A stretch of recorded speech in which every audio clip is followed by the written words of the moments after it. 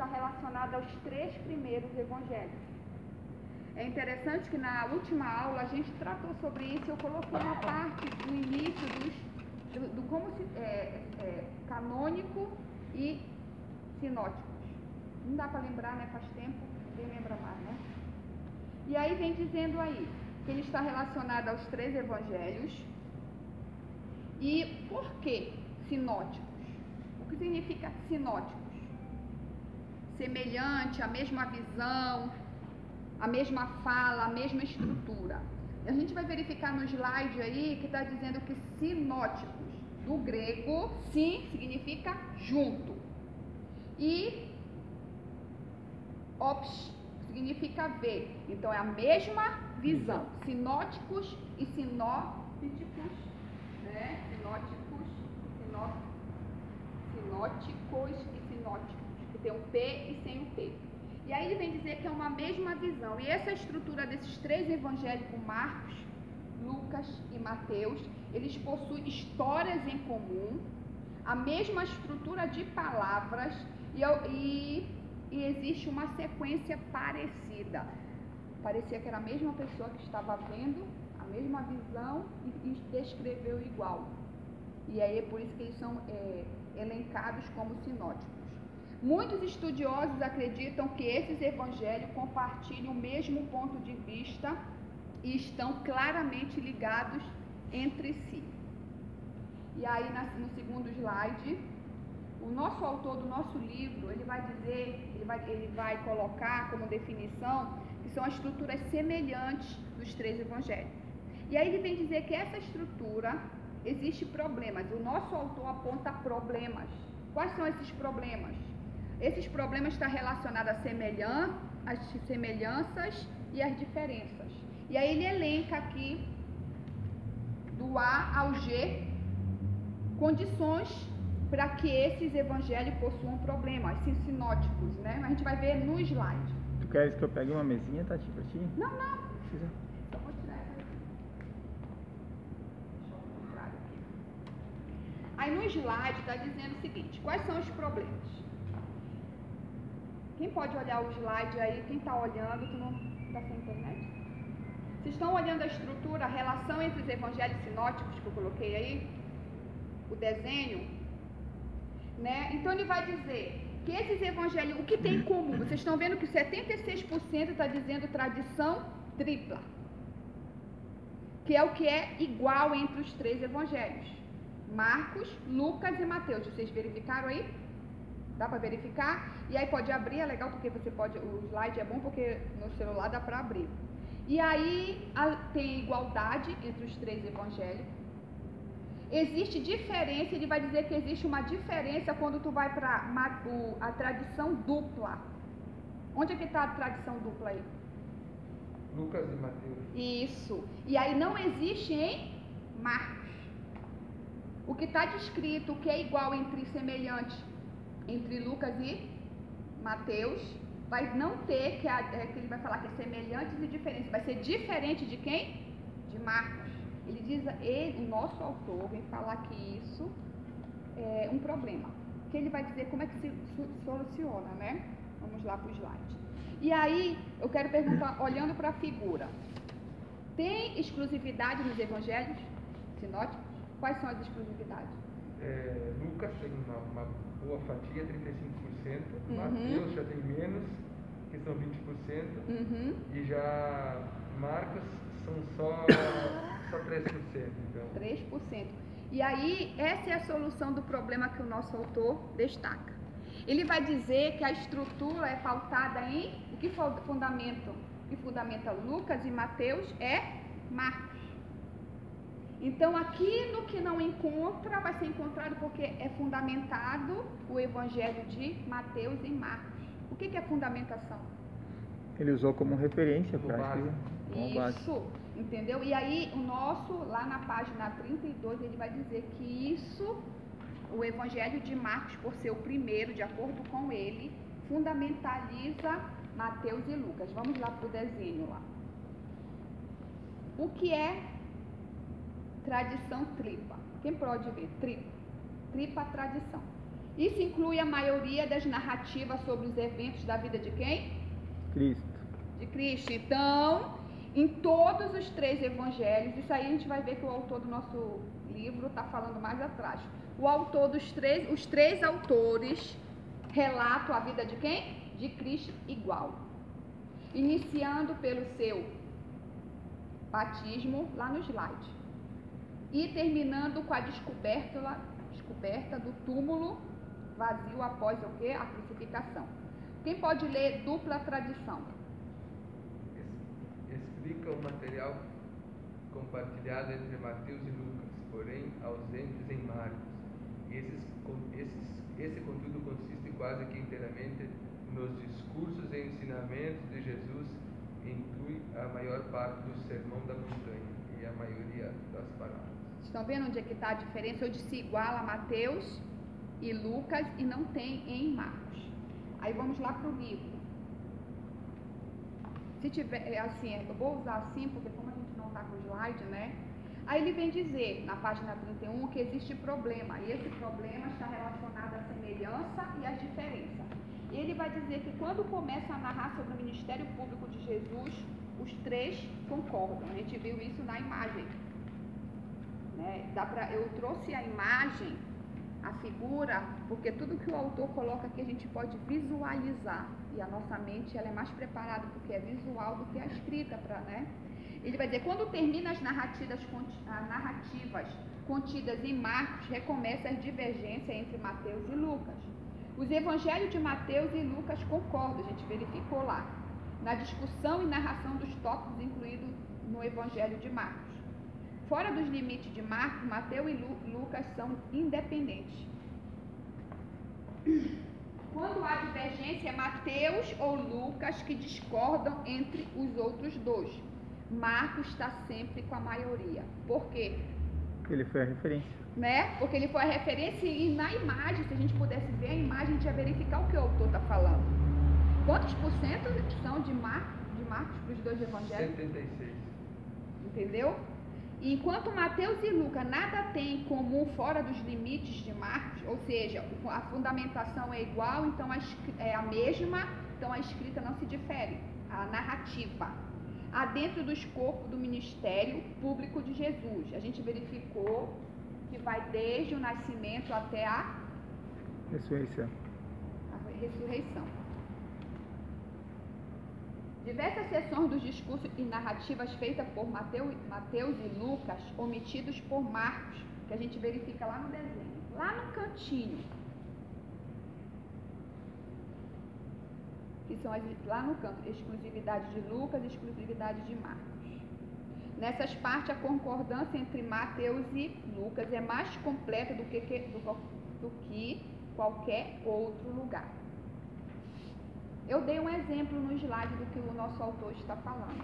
Olha só, o slide 3. Os evangelhos sinóticos. Exemplos de diferença. Quem pode ler? Para a gente ter uma visualização do que ele está falando quando fala de diferença. Quem pode ler? Mateus localizou o evento de forma geral, narrando 2 cegos saindo de Jericó. Marcos e Lucas focaram o evento da forma parcial, citando apenas um cego que, na perspectiva deles, estava chegando a Jericó. Outras diferenças entre os evangelhos sinóticos também podem ser encontrados na entrada triunfal de Jesus em Jerusalém, Mateus 21, 6 ao 7, Marcos capítulo 11, 6 ao 7 e Lucas 19, 34 e 35. Na ida de Jesus a Gadar, Mateus 8, 28, Marcos 5, do 1 ao 2 e Lucas 8, 26 e 27. E aí o nosso autor, lá na página 32, ele vem dizer que existe uma solução para esse problema que eu já falei. O Evangelho de Marcos é o mais antigo dos 3 e serviu de base para as narrativas semelhantes. A semelhança das narrativas de Mateus e Lucas, que é maior do que a narrativa tríplice, está na logia de Mateus, citada por Papias. Mateus confeccionou a logia no aramaico e cada leitor a interpretou conforme a sua capacidade. Mateus teria usado a sua logia e o evangelho de Marcos para escrever o seu evangelho. Enfim, muitas são as conjecturas para explicação do problema sinótico.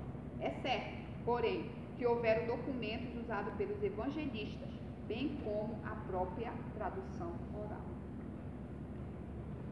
Vamos aqui para o que ele vai apresentar agora, os evangelhos, que são os sinóticos, e João.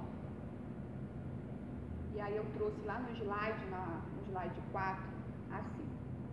Enquanto que os evangelhos sinóticos apresentam Jesus como uma personagem humana, destacando-se dos conjuntos pelas suas ações milagrosas, aí o nosso autor fala, fatos externos da vida de Jesus. Então, os 3 evangelhos apresentam os fatos externos da vida de Jesus, apresentam os aspectos humanos da vida de Jesus, os discursos públicos e o ministério na Galileia, sendo a origem primária para informação histórica sobre Jesus Cristo. Já João, e o nosso autor vai colocar aqui, o João fala sobre o quê? Como João apresenta? Messias. É a parte o quê? Divina. O nosso autor vem dizer que é a parte divina. Então, João se diferencia, por isso que ele não entra nos 3 evangelhos sinóticos, ele é canônico, mas não sinótico. E aí ele vem dizer, ele descreve Jesus como Messias. Aí ele vem falar fatos internos da vida do Senhor, aspecto divino da vida do Senhor, os discursos particulares e o ministério aonde? Na Judéia, está lá na página 32. Os evangelhos como obras literárias. O autor ele vem dizer que devemos, eu estou explicando de acordo com a ordem do texto, tá? O autor vem dizer que devemos, os evangelhos como obras literárias, a gente deve estudar como? Literalmente. É literário. Como? Não entendi. Literalmente, como algo verdadeiro, né? Uhum. Literal seria, né? Como algo literal. E aí ele vem apontar, mas como é que a gente tem que... por exemplo, eu estudo tudo junto, eu estudo separado. Como devemos estudar esses evangelhos? O nosso autor pergunta. Eu creio assim, esses 3 evangelhos sinóticos, dá para você ter uma estudar junto, você vai ter um entendimento um pouco melhor, mas João tem que ser separado, né? João já trata de uma forma bem diferente, já é... Ele aponta na página 32 e 33 que a maioria, quando estuda tudo junto, não estudando separadamente primeiro, não consegue entender e tem uma confusão. É o nosso autor que fala. É mais fácil você estudar a obra literária de cada autor separadamente primeiro. Depois que você entende a obra de cada autor, você estuda os 3 juntos. Que aí você compreende melhor. Ele aponta essas 2 formas de como estudar a obra, os evangelhos como obras literárias. Porque cada autor cita e relata os fatos diferentes. E depois eles são semelhantes, se completam. Por isso que é mais fácil, de acordo com ele, estudar separadamente primeiro e depois unir um estudo maior. Está na página 33 e 34. E aí lá na página 34 ele pergunta, por que 4 em vez de 1? Na nossa visão, vamos pensar aqui, por que 4 evangelhos em vez de 1? Sendo que 3 são semelhantes em estruturas e narrativas. Porque cada evangelista escreveu para uma certa região. Então, cada um falou numa linguagem, né, que era naquela tribo, naquela região. Então, cada um colocou uma linguagem que aquele povo vinha a compreender. O que o autor estava querendo deixar para aquele povo que residia nessa... Nem é uma questão de religião, mas mais questão cultural, né? Um escreve mais para os romanos, né, que poderiam estar até espalhados, um escreve mais para os judeus, então usam muitas alusões aos conhecimentos, à cultura de cada povo, para que aquilo fizesse maior sentido para aqueles ouvintes, né? Para aquelas pessoas que estavam ouvindo a palavra. E aí, é isso mesmo. O nosso autor ele destaca isso e ele fala: sabemos que escreveu, como escreveu, personalidades diferentes e possui harmonia, não existe discordância. Ele vem falar, o nosso autor, por que 4 em vez de 1? Ele vem dizer que a gente só compreende a relação dos 4 em vez de um só.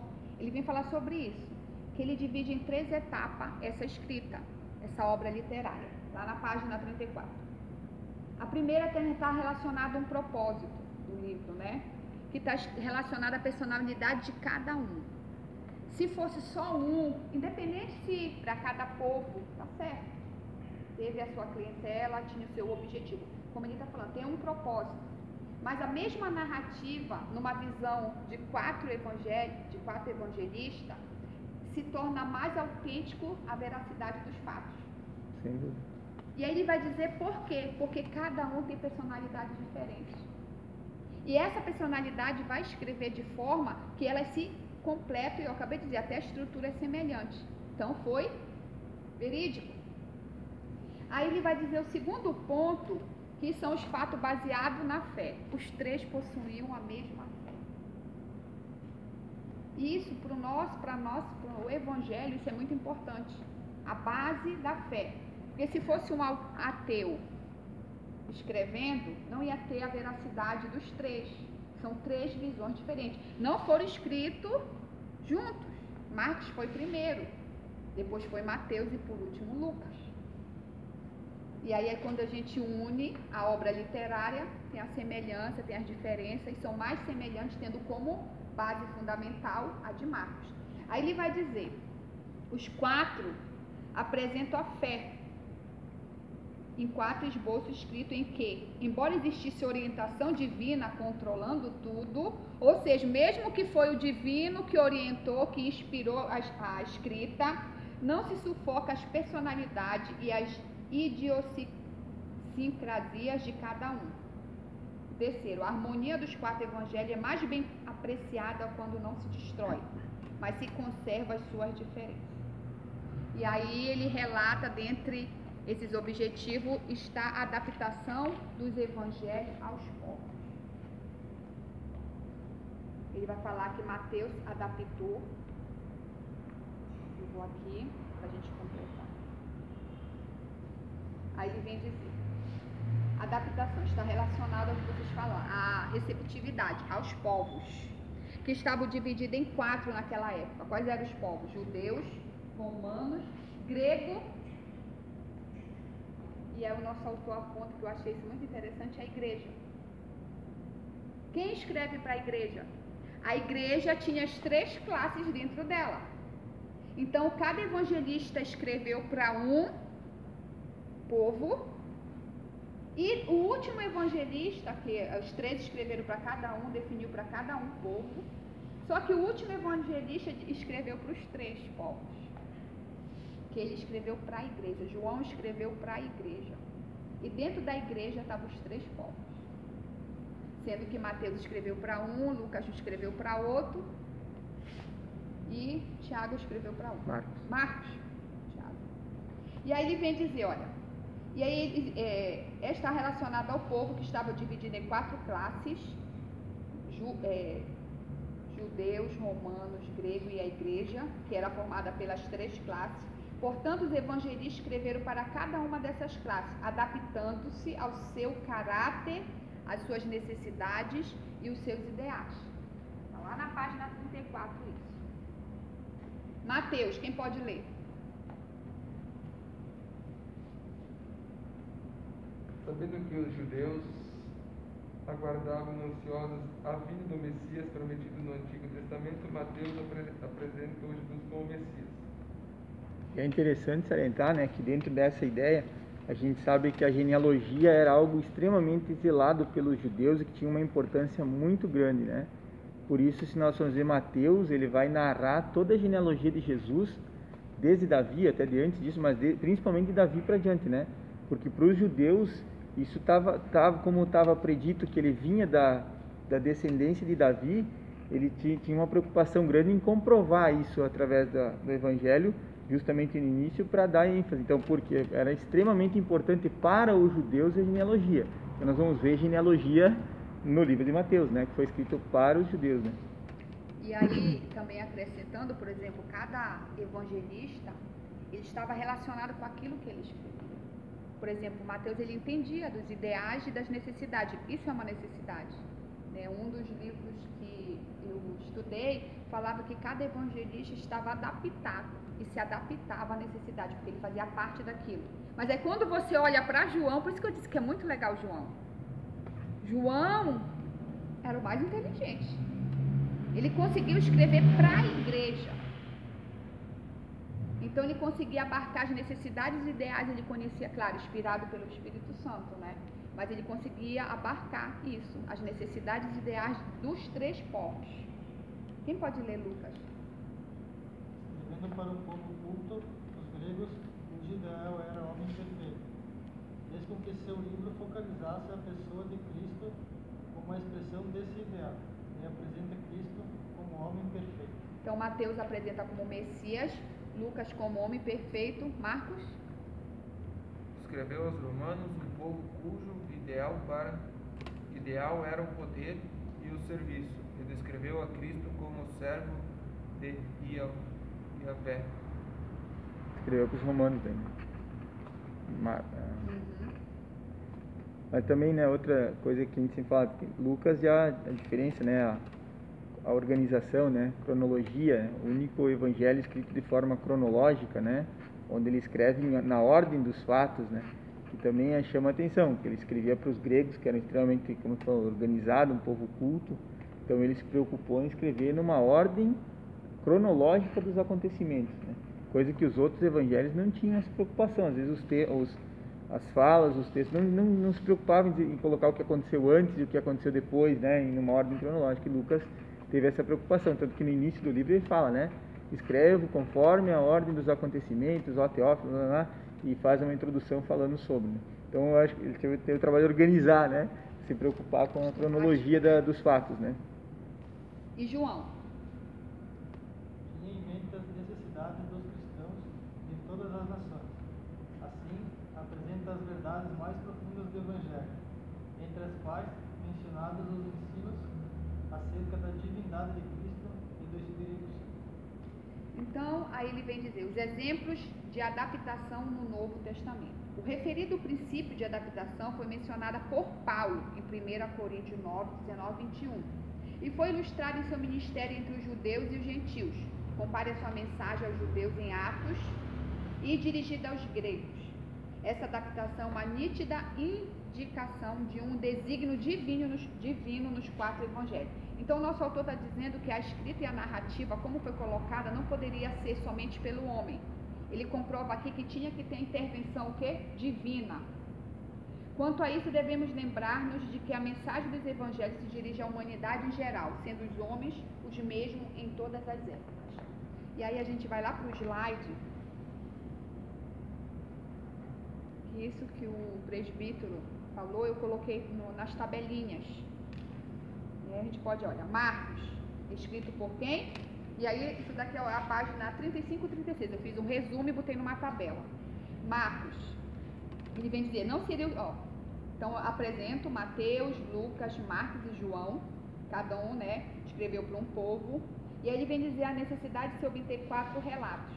Não seria o suficiente um evangelho para apresentar os aspectos da personalidade de Cristo. O nosso autor levanta que existia a necessidade de obter 4 relatos, lá no 5.3. Por quê? Eu disse já na fala aqui que um relato sobre a história de Cristo, a vida de Cristo, não era o bastante. Uma pessoa tinha que ser 4 separadas no sentido da escrita para ter a semelhança, não foi escrita. E aí a gente verifica a veracidade dos fatos. Isso é legal, tem eu sempre menciono esse cara, eu não lembro, assim, nunca lembro o nome dele, enfim, né? É um psicólogo famoso que ele disse que ele ia estudar os 4 evangelhos para provar que Cristo era uma fraude, né? E ele se converteu, porque ele estudando a mente humana e principalmente quem faz detetives da área policial e tal, usa muito essa técnica, porque você vai quando acontece um crime, você conversa com diversas testemunhas e todas viram o mesmo fato, mas cada uma teve uma ênfase diferente. Então, isso é uma coisa que é muito notória. Se você perguntar para várias pessoas que assistiram ao mesmo episódio, a mesma circunstância, cada uma vai descrever o mesmo fato com algumas características daquilo que chamou mais a atenção dela. E eu acho interessante que ele fala que quando ele foi estudar os evangelhos para provar que Cristo era uma fraude, ele se converteu, porque ele enxergou e viu que não poderia ser uma história inventada justamente por uma série de critérios, inclusive isso, que cada evangelista, como a história dos cegos, né? Ou, por exemplo, outro exemplo legal para isso é a questão do endemoniado gadareno, onde num relato vai falar que os endemoniados de Gadara, né? E outro fala do endemoniado gadareno, quer dizer, um olhou, a gente sabe então que tinha mais de um, mas um dos evangelhos focou em uma pessoa, né? E aí eles explica que até no conhecimento humano, né? Isso é extremamente relevante, né? Essa visão, várias visões sobre o mesmo fato, né? Vários observadores sobre a mesma circunstância, vai gerar essa concordância. Quando é algo copiado, ele é muito igual, né? Ele é como se tem o mesmo ponto de vista em tudo, né? E, por exemplo, um dos apontamentos é esse. Não foram escritos um seguido do outro. Primeiro foi narrado, então existe uma narração, a narração ela é pessoal, que é isso que você falou, e aí para ser verídico tem que ser mais de uma pessoa falando a mesma coisa, por isso que a veracidade ela é maior e ele vem apresentar. E após isso, o nosso autor ele fala sobre que essa necessidade dos 4 relatos para provar a veracidade da vida de Cristo, da existência de Cristo, do ministério de Cristo, ele está em 2 aspectos, ele coloca apresentação e ênfase. E aí foi que eu fiz esse quadrinho aqui. Mateus, qual era o destinatário? Judeus. Qual era o texto? Ele enfatiza os sermões. E qual é a visão? Né? Mateus ele vai apresentar Jesus, a visão, a ênfase dele é que Jesus é o rei. Marcos, escrito para quem? Qual era o texto? Qual é a visão dele? A ênfase e a visão? Como servo. E Lucas, dos gregos, qual é o texto? Qual é a visão? João, enfatiza o quê? E a visão? Então ele vai dizer que a apresentação, os 4 relatos vão apresentar Jesus relacionado à vida dele terrena e ministerial.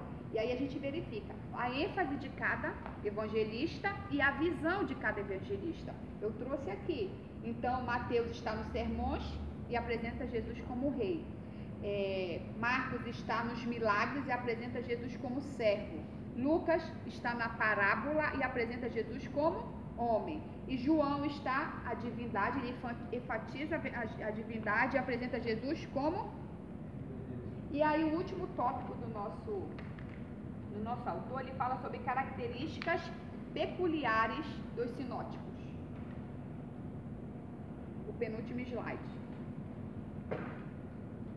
Eu coloquei aqui essa tabelinha também, que é o resumo, e acrescentei outras coisas. Vem versículo de Marcos, Mateus, Lucas e João, na ordem que foi escrito.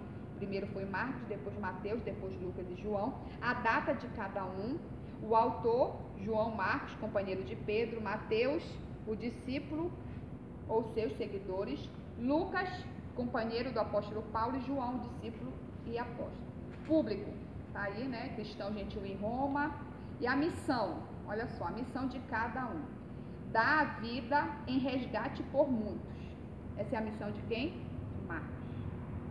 A missão de Jesus na visão de Mateus qual é? Para que se cumprisse o que fora dito. Na visão de Lucas? Buscar e salvar o perdido. Na visão de João? Fazer a vontade daquele que me enviou. E aí ele vai falar sobre a caracterização de Jesus na visão de cada um. Na visão de Marcos? O Filho de Deus crucificado. Na visão de Mateus? O Messias prometido. Na visão de Lucas. O Salvador universal. E na visão de João. O Verbo que se fez carne. E aí vocês estão entendendo que como a semelhança, né? Como a gente consegue verificar os 4 evangelhos? Uma visão que comprova a veracidade dos fatos em relação à vida de Jesus. E aí lá embaixo, vamos lá. Aí cada um, início da história de Jesus, na visão de Marcos, começa quando? Seu batismo por intermédio de João Batista. Na visão, foi o que o presbítero falou. Na visão de Mateus. Nascimento e genealogia judaica. Na visão de Lucas. Nascimento e genealogia universal. E na visão de João. Antes da criação do Logos. E aí vem o primeiro ato público importante de Jesus na visão de Marcos. A primeira cura em Cafarnaum. Na visão de Mateus. O primeiro sermão no mar da Galileia. Na visão de Lucas. A primeira autoafirmação em Nazaré. E na visão de João. O primeiro milagre em Caná. Passagem que divide cada evangelho. E aí quando a gente vai verificar lá naquele quadro, naquela imagem do slide, lá no início, é quando ele diz, o nosso autor, que cada passagem existe diferenças. E é aí que ele fala que todas as passagens, elas prometem, né, divergência entre os evangelhos. Então vamos lá, deixa eu abrir aqui que toda hora... É o primeiro ato público, né? Na visão de Marcos... Ah, não, a gente já fez. Passagem que divide. Na visão de Marcos... A confissão de Pedro de que Jesus é o Messias. Na visão de Mateus... A confissão de Pedro de que Jesus é o Messias. Na visão de Lucas... Início da jornada de Jesus para Jerusalém. E na visão de João... Jesus lava os pés.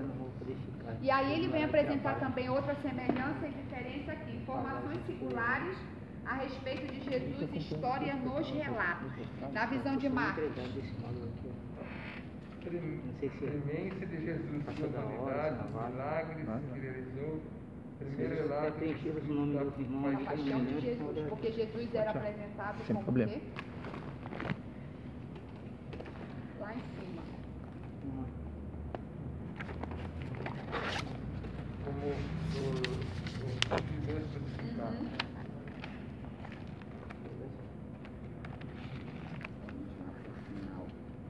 Na visão de Mateus. Jesus é a esperança de Israel, o sermão do monte, o discurso escatológico e a grande confissão de Jesus.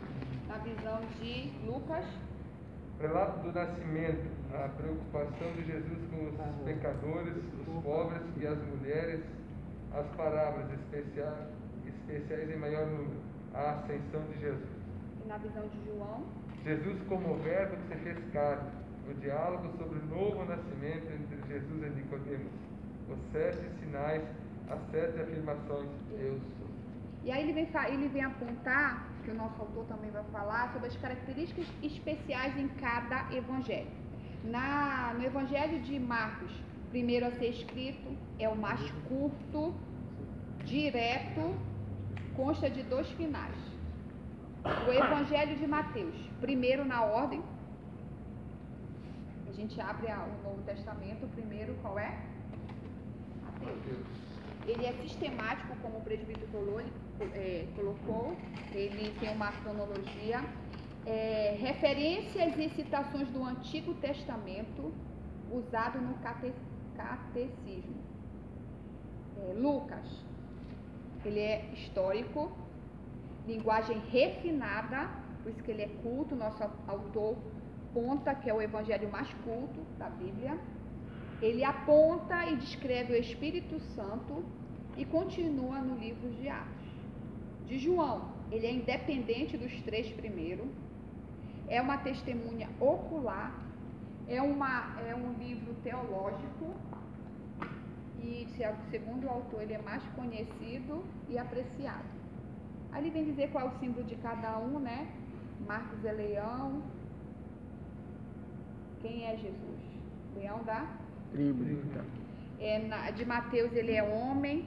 De Lucas Ele coloca como boi e como João Águia. Aí vamos lá para o nosso... Esse é o último slide, né? Eu fiz um resumo de todo, eu coloquei nas tabelinhas, porque é mais fácil a gente até aprender. Ele vem falar aqui, dos 3 Marcos é o menos literário, a linguagem que ele emprega é de uso comum e tem por finalidade simplesmente reproduzir o que o autor sabia de Jesus, mormente do seu ministério, e a isso sem qualquer esforço para efeito literário. É uma linguagem, não é culta, ela é direta, como a gente verificou no quadrinho, né? E é mais fácil de ser compreendida. Dos 3 evangelhos é o que mais cativa a imaginação das crianças, quando elas o ouvem com o devido cuidado e expressão. Aí ele vai falar sobre Mateus. Mateus dá mais atenção do que Marcos aos ensinos do mestre. A ordem que ele dispõe, o seu material, revela um fim didático, pois o reúne por tópicos. Este, por sua vez, se relaciona ao tema geral do seu evangelho, a saber, o rei messiânico e o seu reino. Começa com a genealogia real e termina com a declaração do rei, já vencedor sobre a morte, do que possui toda a autoridade no céu e na terra, pelo que ordena aos seus súditos a conquista do mundo para o seu reino. Entre esses 2 pontos, o escritor se preocupa em apresentar as realizações e os ensinos de Jesus, que provam ser ele, o rei, Messias, profetizado no Antigo Testamento, e que revelam a natureza do reino dos céus. Como era os judeus, ele tinha que trazer o resgate do Antigo Testamento e provar que Jesus era o que foi citado lá. É lógica a sua colocação no princípio do Novo Testamento, devido à sua íntima relação com o Antigo, embora não fosse o primeiro a ser escrito. Está na ordem, mas qual foi o primeiro a ser escrito? Marcos. O grego de Mateus, embora sua primeira logia seja em aramaico, é melhor do que Marcos, apresentando poucas peculiaridades, como, por exemplo, o frequente emprego do advérbio então. E aí ele vai apontar Lucas para finalizar. Sobre o caráter deste livro, citaremos as palavras de um dos melhores intérpretes da Bíblia. Quem pode ler? Aqui há, indiscutivelmente, um canto literário. É um livro que somente um homem de cultura e de gênio literário genuínos poderia escrever. Tem a mesma graça da simplicidade que possui Marcos e Mateus, e mais uma qualidade indefinível não encontrada neles, embora ainda sejam maravilhosos. Há um acabamento delicado quanto às minúsculas e uma proporção entre as suas partes que o dotam de equilíbrio e precisão. Características estas que resultam de um conhecimento profundo do assunto. E é isso, segundo o Dr. James, o elemento principal de um bom estilo. Lucas, o médico de espírito científico, este homem das escolas, gentil convertido, amigo devotado de Paulo, aproxima-se da vida de Cristo com um intelecto disciplinado, com um método de pesquisa de historiador, com o poder de discriminação e de diagnóstico próprio ao médico, com atrativos de estilo todo seu, e acompanhado tudo isto de referência e de lealdade para com a pessoa de Jesus Cristo como seu Senhor e Salvador. Até aí, que ele vai confirmar o que a gente viu no quadrinho, né? E ele fala, segundo a tradição, Lucas era pintor. Não sabemos se há verdade nisso. O que é certo é que nos deixou quadros bem vivos dos incidentes na vida de Jesus, relatado no seu Evangelho. Uma das histórias mais lindas contada em toda a literatura é a parábola do filho pródigo. Outra é o relato do encontro dos 2 discípulos com Cristo ressurreto no caminho de Emaús. A gente finaliza aqui. Na próxima aula a gente vai tratar os 4 evangelhos e finaliza. Tem alguma dúvida?